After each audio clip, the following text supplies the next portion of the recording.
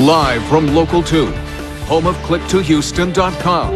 This is KPRC Local 2 News this morning. It's Memorial Day weekend, and that means you are probably planning on a cookout with family and friends. Joining me this morning, food blogger Tangi Patton with a look at some of Houston's best burgers. And I'm really curious about this because burgers, I mean, it's a huge thing on Memorial Day. Burgers are a huge thing on Memorial Day, but you know they're a huge thing in the food world now everywhere. Right. Travel and Leisure just did a big thing on the best burgers in the country, and Houston, #1 on the list. All right, and I think the expectation is high because it's not just your burger now, your bun and your cheese. No. You have to get a little gourmet, right? You got to get a little gourmet, get a little creative, sometimes a little bizarre, and get out there. So I've picked some of my favorite. I've got a lot more to experiment with and try, but these are ones that I think you could duplicate at home.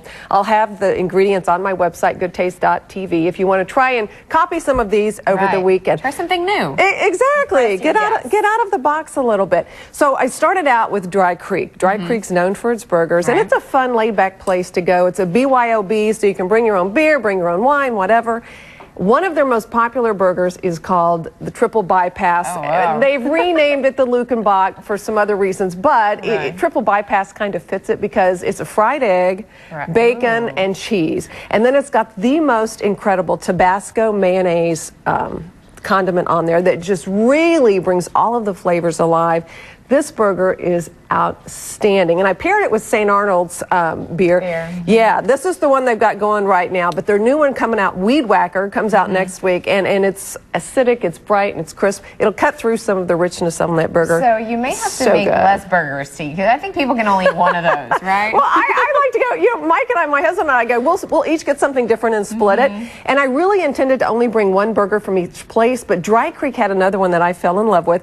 Totally opposite in terms of this Triple Bypass stuff. This one is their turkey burger. It's called Vera's Burger, and it is delicious. It's got some feta cheese, cucumber, avocado, a lemon aioli on it. It's, if you can call a burger refreshing, it really is. It's kind of a nice contrast to the bypass. Have half of both. And it seems like it could be a healthy choice, too, because it's turkey. Yes, exactly. And then I've paired that one with a beer that has a little more body to it. This is a Golden Monkey. It's out of Pennsylvania. A little more body, so it goes nicely with the lean meat. And I got a big thank you to Matt. He's a sommelier at HEB who helped me with the beer pairings. I know more about wine than I knew beer, but I know beer, but I'm learning.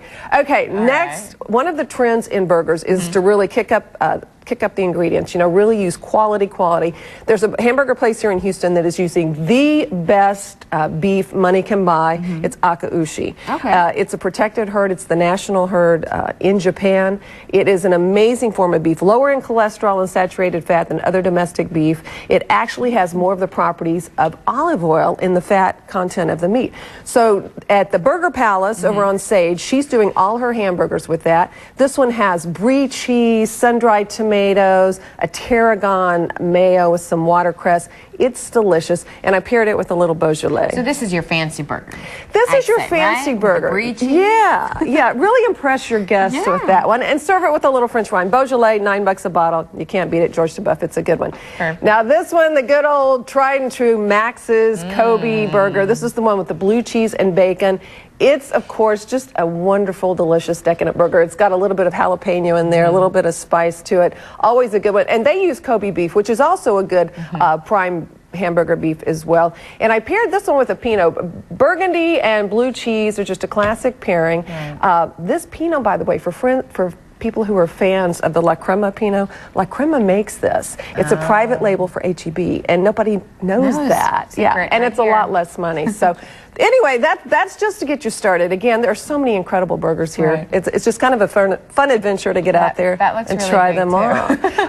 That's the thing. They're all really big. Yeah, but one day you're entitled right now, Danielle. I know. I got to cheat right now. Absolutely. All right, absolutely. Tangi, thank you. And you can find out more about the burgers, and you can see the recipes on Tangi's website, like she said.